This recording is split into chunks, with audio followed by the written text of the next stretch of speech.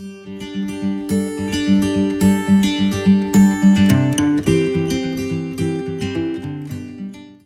guys, nama aku Arif Munandar. Di video kali ini aku akan membagikan atau sharing kepada teman-teman tentang kegiatan summer school yang pernah aku ikuti. Dan di video kali ini aku akan bagikan tip dan triks bagaimana teman-teman semua supaya bisa mengikuti summer school. Oke, apa sih itu summer school? Summer school merupakan kuliah singkat yang diadakan oleh berbagai universitas top di dunia, bertujuan untuk berkolaborasi dengan seluruh mahasiswa yang ada di dunia. Misalnya di Eropa mereka memiliki jurusan teknik, namun mereka ingin tahu bagaimana culture atau bagaimana perkuliahan yang ada di Asia, Eropa, dan Amerika. Mereka mengajak mahasiswanya untuk berkolaborasi satu ruangan untuk berkuliah di suatu kelas. Waktu aku ikut summer school itu di Wuhan University. Tentu teman-teman udah tahu kan di mana itu Wuhan, di China. Aku waktu itu mengikuti di tahun 2017, di mana kegiatannya itu adalah perkuliahan mengenai remote sensing atau di Indonesia itu adalah penginderaan jauh. Perkuliahannya itu ada tatap muka di kelas, praktek di laboratorium, kerja kelompok, terus presentasi kelompok dan kasih project. Di luar perkuliahan saya juga bisa mengeksplor kota Wuhan. Terus setiap hari perkuliahan dimulai pada jam 8 hingga jam 11. Itu untuk waktu pagi ada 3 jam. Terus 2 jam berikutnya itu ada dari jam 2 hingga jam 4 sore. Setelah itu kita tidak memiliki jadwal di kelas lagi. Jadi teman-teman misalnya siang kalian bisa makan siang atau eksplor makanan yang ada di Wuhan atau kota pilihan kalian nanti di summer school. Di malam hari kalian juga bisa eksplor, misalnya kalian suka olahraga, kalian coba olahraga yang ada di sana bersama teman-teman baru kalian. Di siang hari kalian juga bisa makan di kantin kampus ataupun kalian bisa menjelajah ke seluruh kota. Misalnya ada bus atau kalian bisa menggunakan OVO. OVO itu kayak sepeda, kalian bisa meminjam sepeda di sana untuk pergi ke tempat makan. Tapi kalau kalian yang ingin yang halal, kalian bisa cek di aplikasi HP kalian masakan halal atau masakan Padang yang kalian inginkan. Dan makanannya juga hampir mirip sama di Indonesia harganya ya. Misalnya harga di Indonesia ya nggak jauh-jauh beda lah sama di Cina. Untuk mahasiswa masih masuk akal. Dan untuk jadwal perkuliahan kita masuk dari Senin sampai Jumat 5 jam per hari dari jam 8 hingga jam 4 dan kita istirahat dari jam 11 sampai jam 2. Hari Sabtu dan Minggu kalian bisa gunakan untuk refreshing. Karena kalian misalnya di kelas sudah suntuk banget ini, belajar terus, kerja kelompok, ujian ataupun bikin project, kalian bisa hari Sabtu dan Minggu pergi jalan-jalan. Shopping kah? Kalau yang punya uang kayaknya kalian gak akan shopping deh. Yang suka foto-foto yang Instagramable, banyak spot-spot yang di sana karena di sana gedung-gedung ya. Tempat saya itu desa. Untuk yang suka foto-foto, banyak spot-spot yang bisa kalian jelajahi. Misalnya gate kampus ataupun tempat-tempat terkenal. Kalau kalian mau ke Beijing atau di kota-kota pilihan di mana kalian akan berkuliah, kalian bisa memilih spot-spot Instagramable kalian masing-masing. Selain berkuliah atau kalian menjelajahi makanan ataupun bersahabat dengan siapa aja di sana, kalian juga bisa buat sebuah pertemuan dengan PPI di daerah tersebut. Misalnya kalian ke Jerman, kalian pasti akan ada PPI Jerman. Kalian bisa menghubungi, dan sekarang mudah ya, karena ada Instagram ataupun Twitter. Misalnya kalian di luar jam kuliah, kalian ingin bertemu dengan mahasiswa Indonesia yang sedang kuliah di sana, kalian bisa menghubungi mereka via Instagram ataupun Twitter. Kan sudah banyak sekarang akun-akun Instagram yang merupakan komunitas dari PPI dunia. Kalian tinggal DM mereka, kalian bisa berkumpul dan berbagi atau sharing bagaimana kuliah di sana dan lain-lain. Itu kesempatan untuk teman-teman bagaimana sharing pendapat dari mereka, brainstorming tempat mana yang harus kalian kunjungi, bagaimana budaya kuliah di sana. Kalian pasti akan merasakan culture shock. Jadi culture belajar mereka berbeda, bagaimana memanggil orang yang lebih tua berbeda, bagaimana cara berteman dan lain-lain. Berapa lama sih itu summer school? Kalau diikuti macam-macam ya, tergantung di universitas apa yang ngadain. Misalnya ada yang 2 minggu, ada yang cuma 1 minggu, ada mungkin yang 1 bulan. Teman-teman harus menyesuaikan dengan jadwal teman-teman yang ada di kampus teman-teman masing-masing. Misalnya di Indonesia, teman-teman punya kuliah 1 semester namun belum selesai. Kita nggak boleh alfa atau nggak masuk kelas sampai 3 minggu mengorbankan kuliah kalian di Indonesia. Itu sangat tidak direkomendasikan. Jadi kalian harus membuat jadwal. Ada waktu libur semester, kalian cek dan itu cocok sama jadwal kalian, ya udah kalian apply dan menuju ke sana. Waktu aku summer school di Wuhan University itu, aku ngambil di waktu libur panjang semester. Waktu itu anak SMA lagi UN dan mau masuk kuliah, jadi kampus itu lagi libur panjang. Jadi aku cari di Google di mana yang bisa aku ikut, dan akhirnya aku ketemu yang sesuai sama dan relevan dengan jurusan aku. Dan aku menemukan ada summer school di Wuhan University dan aku apply dan lulus di sana. Dan aku mengikuti selama 2 minggu pelajaran. Tapi aku waktu itu ngambil visa untuk 1 bulan karena aku ingin mengeksplor lebih dalam lagi tentang China. Masih ada yang bertanya, bagaimana sih caranya ikut summer school? Oke, yang pertama kalian harus mahasiswa aktif di universitas dimanapun. Jadi kalian punya kartu tanda mahasiswa. Jadi itu dapat digunakan untuk kolaborasi dengan mahasiswa lainnya.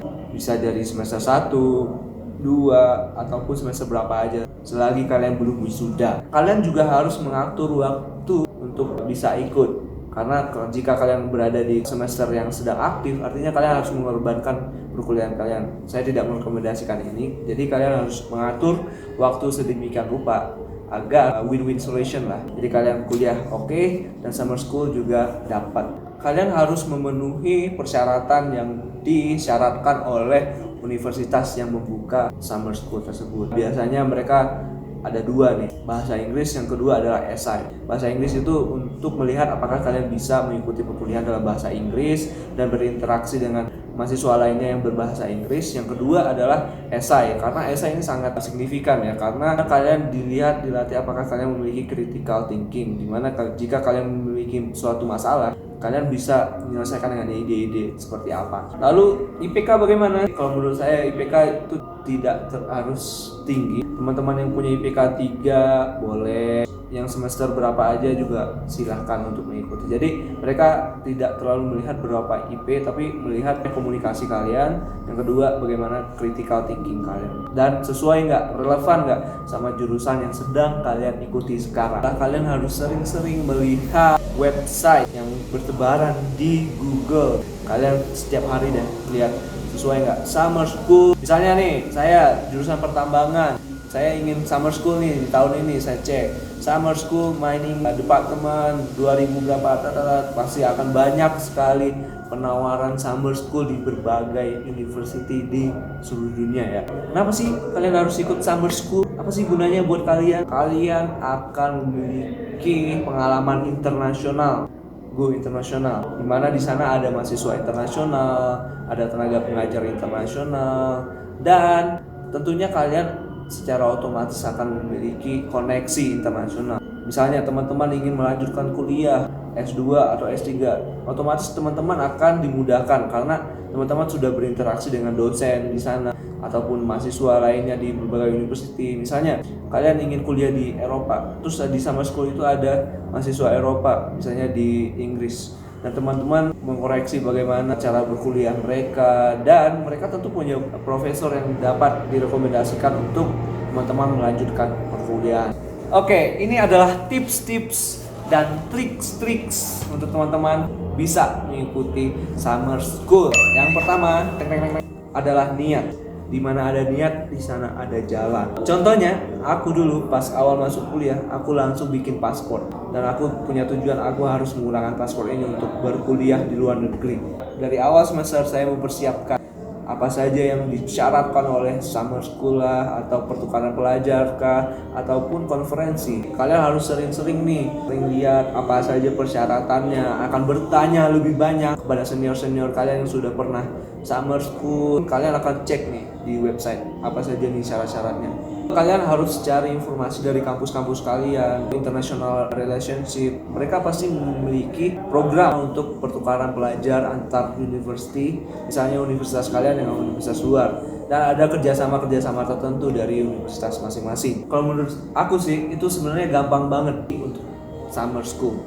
Yang kedua, kalian harus percaya diri dengan diri kalian sendiri dalam berkomunikasi atau dalam menggunakan ilmu bahasa Inggris. Jadi, teman-teman itu sekarang persiapkan bagaimana caranya bisa berbicara bahasa Inggris, bisa mendengarkan bahasa Inggris, dan bisa menulis bahasa Inggris. Contohnya kalian bisa ikut komunitas-komunitas bahasa Inggris yang banyak di YouTube ataupun di Instagram, banyak konten tentang berbahasa Inggris. Bisa diskusi berbahasa Inggris, komunitas-komunitas kecil, bisa berimpact pada diri kalian untuk bisa berkomunikasi berbahasa Inggris. Terus ada yang bertanya nih, apakah harus jago TOEFL nggak? Kalau saya ya, kemarin itu TOEFL saya nggak nyampe 500.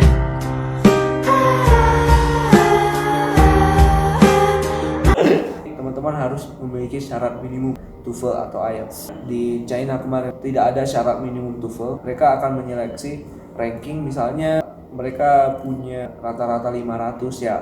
Teman-teman yang punya TOEFL 500 bisa berangkat. Misalnya IELTS 5 ya tidak masalah. Itu bisa menjadi syarat awal untuk teman-teman penuhi. Yang ketiga, tips yang ketiga, kalian harus menyesuaikan waktu summer school dengan kuliah teman-teman. Jadi jangan sampai bertabrakan ya. Karena kalau bertabrakan dengan jadwal kuliah kalian bisa kuliah lebih lama dan sudah lebih lama. Tidak worth it lah kalau kalian ikut summer school sedangkan kuliah kalian tertinggal. Kalau bisa ya kuliah jalan, pengalaman luar negeri juga jalan. Yang keempat ini yang paling penting ya, karena kita mahasiswa butuh duit. Kalau bisa teman-teman cari summer school yang menyediakan beasiswa untuk teman-teman bisa ke sana. Nah, sangat banyak lah kalau kalian cari di internet. Contohnya aja saya di Wuhan University itu ada Geoinformatics Summer School, itu dia menyediakan akomodasi seperti hotel, tempat tinggal, makan, dan transportasi pulang. Hanya pulang saja. Terus untuk pergi gimana?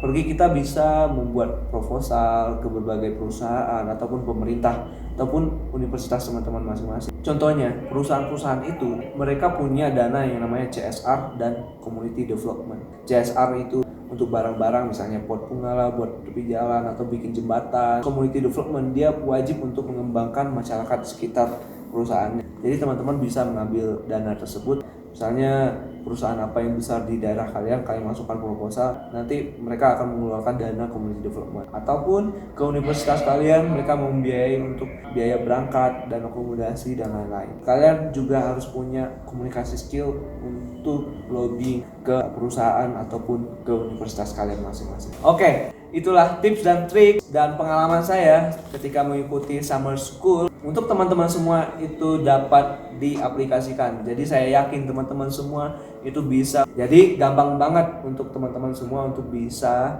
go international. Jadi international student di berbagai negara yang teman-teman inginkan dengan cara tips dan trik tadi. Segitu dulu video kali ini. Terima kasih yang telah menonton. Kalau kalian ada kritik, saran, dan pertanyaan, silahkan tinggalkan di kolom komentar di bawah.